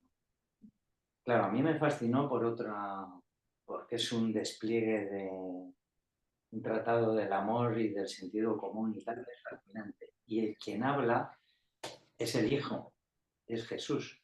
No todo el rato de su madre, pero sí habla de la relación con su madre, ¿no? Del dolor que significa para alguien que sabe que se va a sacrificar por mandato paterno y que va a producir un dolor inenarrable en su propia madre. Bueno, ¿quién se ha metido en la cabeza de Jesús para escribir esta historia? Una mujer, Amélie Nothomb. Es alucinante, alucinante la historia, porque yo decía, madre mía, hemos leído los evangelios de Saramago, los de Jodorowsky, los de mil versiones del asunto y tal, pero nunca se me había ocurrido identificarme como técnica gestáltica con el personaje, meterme dentro y contar. Esta mujer le ha hecho un par de ovarios del carajo para meterse ahí, y yo recomiendo el libro porque nunca mejor dicho es el dolor en primera persona y encima contado por una mujer. Entonces, hablándolo con Gabriela, me da la polaridad del otro libro, que es Henri de Luca. un libro de Henri de Luca que cuenta lo mismo, pero Henri de Luca se mete en ser la Virgen María. Henri de Luca cuenta la historia del nacimiento de Jesús contado por María, en el nombre de la madre, se llama el libro, entonces era doble. Y es un hombre que se mete en En la este piel de una mujer. personaje de María y cuenta cómo viene al mundo su hijo, ¿no? Lindo, ¿no? Son... Mira, aquí nos recomiendan, Marinés Gómez nos recomienda otro libro, a mí no me iba a pasar, de Laura Freixas, sobre el mandato social de la maternidad, el rol convencional en que no entra la contradicción de ser madre y no haberlo querido. Pero bueno, no sé, Marinés, si quieres comentar algo, puedes abrir micro y libremente comentar, ¿vale? ¿Qué más? A lo mejor habéis leído que es una madre lo sabe, de una italiana que es politóloga, que habla de las diferentes madres de esta época. Madres politólogas, madres escritoras, madres deportistas de élite, cómo se vive en la maternidad con mucho juicio, porque no son las madres típicas. Y es muy interesante, porque son esas mujeres que a pesar de todo han querido ser madres, han sido madres, pero no son las madres al uso, no son las madres que, pues eso, una deportista de élite que se tiene que ir a entrenar. Entonces, pues la mirada de una madre diferente. Marinés quería hablar. Bueno, hola a todos. Estoy encantada de ver la cantidad de material que estáis sugiriendo y me conecta con este libro que no es nuevo, de Laura Freixas. Creo que me parece me ha parecido muy potente porque me he encontrado yo en consulta con situaciones parecidas, ¿no? Aunque con otro sector social, ¿no? Del que habla el libro, de esto de al no, el mandato cultural de que la maternidad es algo maravilloso, ¿no? Y que solo se habla de lo bonito, en generaciones anteriores sobre todo, que el encuentro con lo difícil, ¿no? Se hace imposible de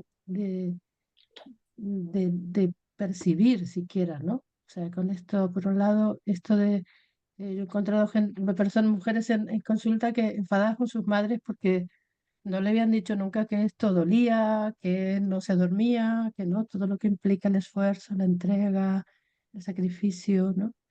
Y también de acceder a este mandato social y no permitirse la contradicción de si alguien me hubiera hablado de la otra parte, no sé si hubiera sido madre. No sé si este no permiso de planteárselo realmente, si se quiere o no se quiere, si se desea o no se desea, si hay impulso o no hay impulso, si es simplemente un patrón, ¿no? También me parece un tema bueno, yo me lo encuentro muchas veces, ¿no? Como el planteo viene luego, Y esto genera también mucha contradicción y mucho dolor. O como el gran icono este de Madres Arrepentidas de esta mujer israelí, ¿no? De la contradicción de amar a sus hijos, pero no haber tenido el espacio interno para decir, bueno, yo quería esto, no quería esto, ¿no? Como no hay relato, ¿no? Como decís, como no hay palabra para esto, se hace difícil un cuestionamiento honesto, ¿no? Y sacar, conectar con el impulso real o no, y poder aceptar que es una opción de vida importante también y válida no tener hijos, ¿no? Bueno, quería, Claro. Yo, dentro de los tantos temas, me conectaba con esto y me dio ganas. la Gracias. cosa que se me ocurre, Gracias. que a mí me parecía, me daba, digo, tal vez haya una explicación al silencio de los riesgos, al silencio de los peligros, ¿no? Al silencio del dolor o de tal.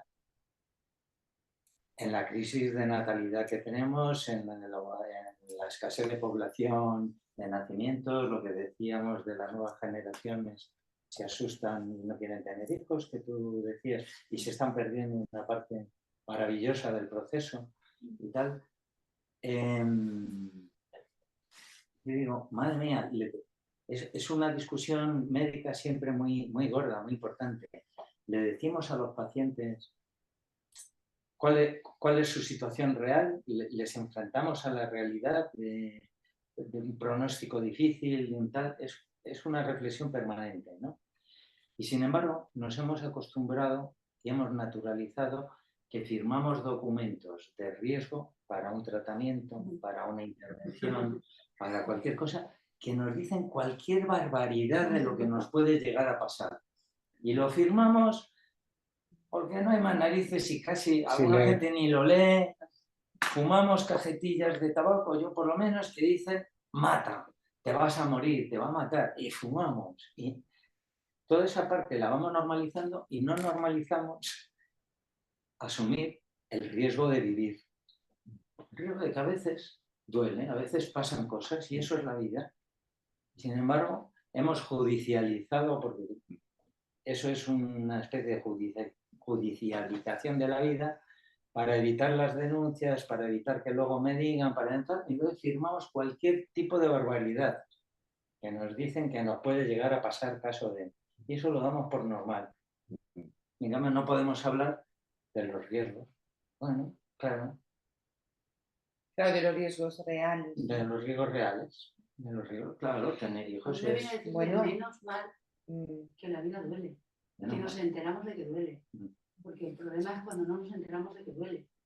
Y evitar el dolor es lo que nos pone en peligro. Y lo que nos pone en riesgo. No, lo que decía Faustina, ¿no? Nos da mucha información el dolor. Totalmente. Eso es lo que decía Faustina, ¿no? Que cuando estás vivo te enteras del dolor y el dolor tiene un sentido, el dolor nos da salida, el dolor nos permite protegernos o defendernos, menos mal que nos enteramos del dolor. Yo que he estado muchos años anestesiada, hombre, claro, me he puesto muchas veces en riesgo sin saber que estaba en riesgo. Cuando me ha empezado a doler la vida, he empezado a vivirla. Entonces, qué bien poder escucharla. Bueno, por un lado, también considerar que somos aquí el país que más psicofármacos consume en todo el mundo actualmente. O sea, vamos totalmente anestesiados y drogados por la vida, así que el dolor, poco dolor, al parecer, sentimos. Pero también quería volver a lo que Berta, creo que Berta lo mencionó y se quedó ahí como que no recuerdo. La maternidad, o sea, la maternidad en sí, o sea, el hecho de tener un hijo es una experiencia que atraviesa el cuerpo de una mujer. Cierto que puede haber riesgos.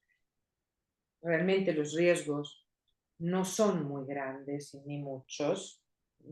Cuando una mujer sabe realmente, tiene un buen conocimiento de su fisiología, de su sexualidad, de su cuerpo, tiene herramientas para medir el riesgo y hacer frente al riesgo posible y da un sentido a esta experiencia, pasa por la maternidad. La maternidad no es una enfermedad, no es algo que te lleve implícito el dolor. ¿Puede pasar? Sí, puede pasar.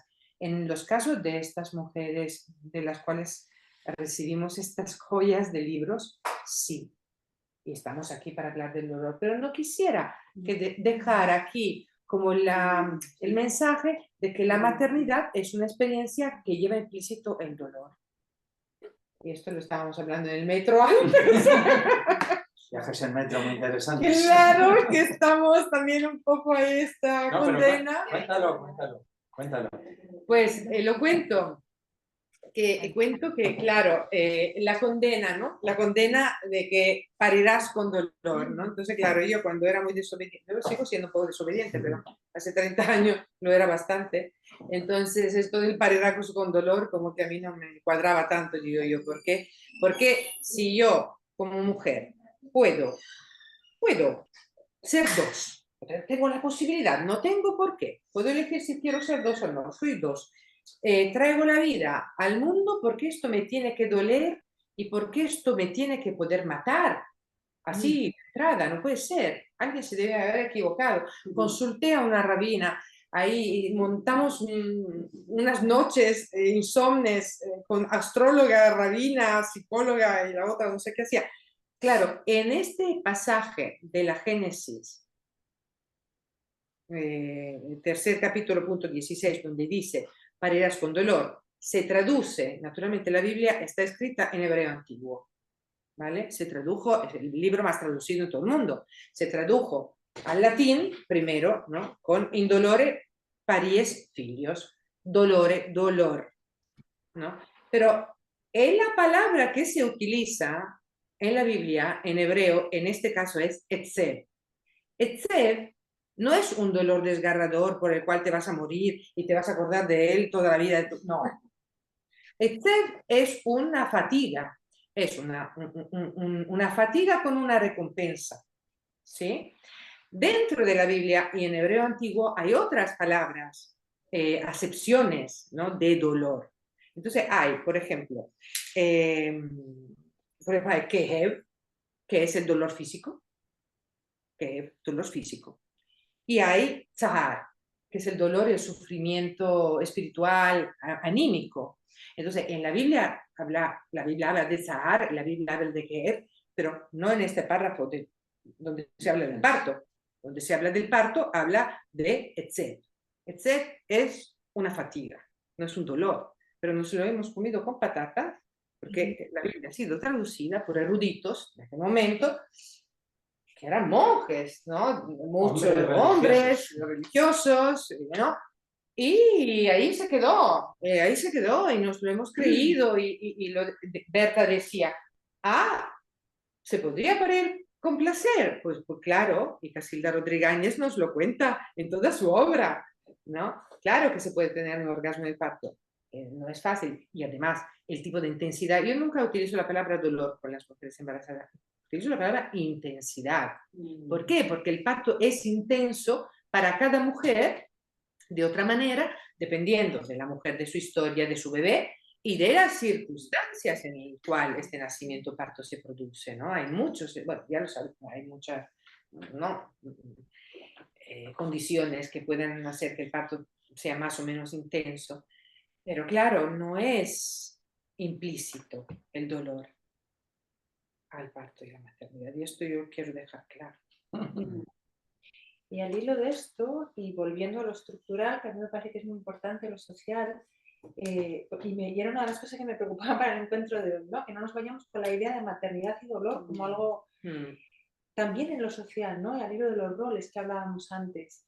Hay un libro de Patricia Merino que se llama Maternidad, Igualdad y Fraternidad, que es un libro, es un ensayo con estadísticas y con cifras de cómo los niveles de pobreza se centran en madres y en infancia, en Europa, siglo XXI. Entonces, la sobrecarga de cuidados que hablábamos antes, ¿no? Cómo mezclamos, igual que mezclamos dolor con parto, mezclamos sobrecarga de tareas con maternidad. Ser madre no es hacer la cena, ni hacer la compra, ni limpiar la casa, ni cuidar de mi madre anciana, ¿no? En cambio, va todo en el pack. Te conviertes en madre y parece que... Y son cosas distintas. Entonces, hay dolores que ponemos en la mochila de la maternidad y que tienen que ver con otras cosas. más sociales, más estructurales, más de género, esto de la medicación, ¿no? Mar García Puig cuenta en el libro que el 80% de la medicación psiquiátrica es consumida por mujeres. Y en parte hay una cuestión de factores de violencia de género, abuso, pero hay una parte de una patologización del femenino en general y de la maternidad en particular. Y la maternidad no es una patología. Es muy importante que quede clarito. Sí, muchas gracias por aclarar esto y ponerlo.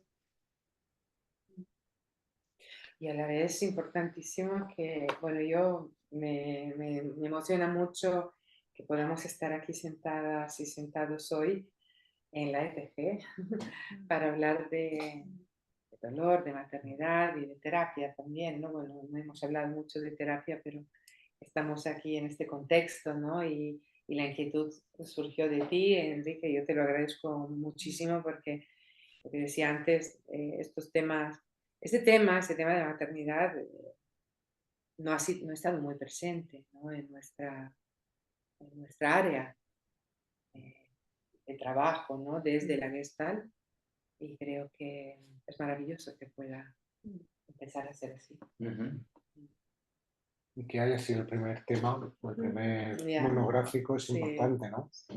Que le demos este espacio de la relevancia que supone, ¿no? Que como estamos viendo, estamos sacando un montón de temas en relación a la maternidad, al dolor, y que es importante que atendamos, ¿no? Como profesionales de la escucha. Que se vaya agregando, protegiendo y dando la relevancia que merece, ¿no? No sé, Faustina, si tú quieres decir algo. La verdad es que lo estoy pensando, pero creo que no. Creo que para mí lo más importante es este aspecto del miedo al dolor. Una cosa es la experiencia del dolor y otra cosa es el tema del miedo al dolor, y creo que ahí tendríamos que hacer un trabajo de educación muy amplio, ¿vale? Muy amplio y muy sistemático, un poco como revisar la Biblia, pues igual están las bases de esta dificultad para atravesar el dolor y para acompañar a otras personas. Creo que aquí hay... Por este que podamos hablar del dolor, porque, bueno, no creo que era Francis Wheeler, pero dice que solo el dolor se puede acompañar en comunidad. Que solo se puede acompañar el dolor, pero muy limitadamente, pero solo hablarlo en comunidad, traerlo al grupo, es como verdaderamente se puede perder la fobia al dolor y se puede ir atravesando y ampliando un poco, ¿no? Bueno, pues muchas gracias. Me parece muy importante esto que estáis haciendo. Ante el dolor no sentirte solo, ¿no? Exactamente. Cuando escuchas que no eres el único y que el de al lado o la de al lado está en la misma situación que tú, eso ya transforma, ¿no? Sano también. Sí, también creo que hay una dimensión biológica, esto que el dolor nos señala, ¿no? Cuando el diseño humano responde con señales de dolor, cuando falta el tejido social que es constitutivo de su condición mamífera y animal. Somos sociales y entonces las madres, por ejemplo, aisladas, duelen más. Claro. Y un trabajo de parto, que se dice, no se dice un dolor de parto, sino un trabajo de parto, es por lo menos fue así cuando mi pareja me miraba y me cogía la mano, era un placer realmente el trabajo de parto. Creo que esta constitución en red reticular, ¿no? Social, nos la hemos perdido, y por eso también, si no tiramos de pastillas, es insostenible el diseño que tenemos de aislamiento, ¿verdad? Competición, todo eso que ya sabemos. No me gustaría terminar sin nombrar un dolor que no hemos nombrado, que es el de los hermanitos. Y me gustaría hacer dos propuestas bibliográficas. Una es El verano en que mi madre tuvo los ojos verdes, de Tatiana Tibulak, algo así, que cuenta la historia de una muerte perinatal desde el punto de vista del hijo mayor que sobrevive. Es una historia muy dramática, no quiero hacer spoiler, pero merece la pena verlo y es muy bonito cómo va cambiando el relato del chaval desde el principio hasta el final. Y cómo cuenta su dolor de ver a una madre que se hunde en la depresión más profunda porque ha muerto su bebé. Y este relato se escucha poco, el relato de... Y hay otro que no es perinatal, pero que es el relato de una hija, la hija de... ¡Ay, se me da! La hija de Irene Nemirovsky, la novelista francesa de origen ruso, que murió en la Segunda Guerra Mundial en un campo de concentración, y muchos años después su hija escribió unas memorias soñadas de su madre, la que cuenta la historia de su madre, y entre capítulos se permite contar su propia vivencia como niña, de la falta de madre, y es francamente conmovedor escuchar el relato de ella también, ¿no? Como hija. De esto a veces se habla poco también, porque hay menos relatos también. Y a mí me parece que son dos referencias bibliográficas súper valiosas. Tenemos un blog para que la subas. Lo tengo preparado. Con esto y más. Hora de ir finalizando. Sí, nada, nos quedan unos minutos. Bueno, les queda para 7 tardes, 8 jornadas enteras, 7 simposiums. Nos da para, vamos, infinito y más allá. Pero hemos hablado de muchas cosas. Yo me quedo con algunas ideas. Lo que tú comentabas, ¿no? Todavía queda mucho trabajo por hacer en este campo para los profesionales, ¿no? Y eso me ha tocado un poco, me parece que es importante hablarlo y ponerlo encima de la mesa, ¿no? Destacarlo, que es importante.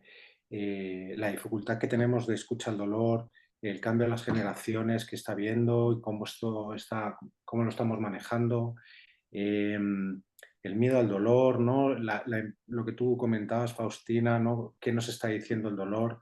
Escuchar el dolor de la vida, que por eso estamos vivos, ¿no? O, bueno, es importante afrontar que la vida es dolorosa a veces, que tenemos que aprender de esto. La mala prensa de la maternidad que pulula por ahí, qué importante. Las nuevas generaciones, las nuevas familias que decíamos. Otra cosa importante que también me ha parecido interesante es cómo escuchamos, ¿no? Y escuchar sin poner una solución ya, ¿no? Escuchar con calma, escuchar simplemente y ver qué es lo que pasa, ¿no? Yo un poco más, que me ha parecido súper interesante, daros las gracias a todos, a ti, Faustina, también, por supuesto, y a los que estáis ahí en Zoom. Ha sido una charla súper interesante. No sé, ¿alguna idea, alguna cosa que queráis decir para concluir? No dejéis de leer libros, por favor. Eso, por favor. Eso. Fundamental. Eso, espero que sí. Aquí hay tres pedazos de libros. ¿Algo más? Dar las gracias a Belén, que le hemos alterado sus horarios de trabajo y nos ha ayudado un montón para que esto sea posible. Y a la ETG, que hoy nos recibe en este cuarto, que pronto cambiará y que tendrá sede nueva y será más cómodo y podrá acoger a más gente. Y con toda la dificultad de participación que ha habido por colapso del Zoom y por el Naval, hemos tenido un gran éxito de público y de crítica, todavía no sabemos, ya veremos a ver qué dicen en los diarios mañana, pero de convocatoria ha sido un gran éxito. Y yo animaría, que se me ocurría como solución, a que en futuros Zooms sobre otros encuentros de otras temáticas pueda ser en pantalla individual o os podáis juntar con los amigos, con los colegas, con los de vuestro centro o vuestra escuela o con quien queráis, y que terminado este encuentro y esta reflexión la continuéis con una copa de vino, y si no da para reflexionar sobre el tema, que os dé para beber vino y estar juntos y disfrutar de la vida. Pero se puede hacer de una forma menos aislada y menos pantallosa y un poquito más social, por lo que decías, ¿no? Como que también tenga Mm. esa acogida de reflexión y que nada, ojalá que esto sirva de ayuda. Yo quiero agradecer me parece que se habla muy poco de maternidad y me parece tan valioso empezar estos encuentros con este tema y me siento súper agradecida de que me hayas invitado y de haber podido compartir la mesa y tener, a mí se me hace corto siempre y me parece un lujo, la verdad, muy agradecida. Faustina. De agradecer, me acuerdo de haberle dicho a Enrique los primeros días que estábamos hablando de este encuentro, que menudo tema, ¿no? Tema universal donde los haya, todos nos dolemos y qué importante ponerlo en el foco, qué importante. Y muchas gracias por la invitación y por todo lo entendido y lo escuchado. Gracias. Gracias a ti No, también. gracias a, Por soporte. gracias a todos. Nada, pues si no hay nada más, mira, vamos a terminar en punto y hasta la próxima. Hasta la próxima, que ya veremos cuál es, porque vamos al tran. Una organización orgánica, ya veremos cuando se produce. Y alteramos la idea de que fuera los miércoles de 6 a 8, que la mantenemos como objetivo, porque Gabriela nos ha hecho el favor de venir a trabajar el fin de semana a Madrid y quedarse hoy en lugar de volver a su casa, como para poder estar de forma presencial, así que merecía la pena cambiar los planes y hacerlo el lunes. Gracias. Gracias a vosotros aquí especialmente. Pues gracias a todos y hasta la próxima, ¿vale? ¡Chimpún! Chao. Oye, como premio a los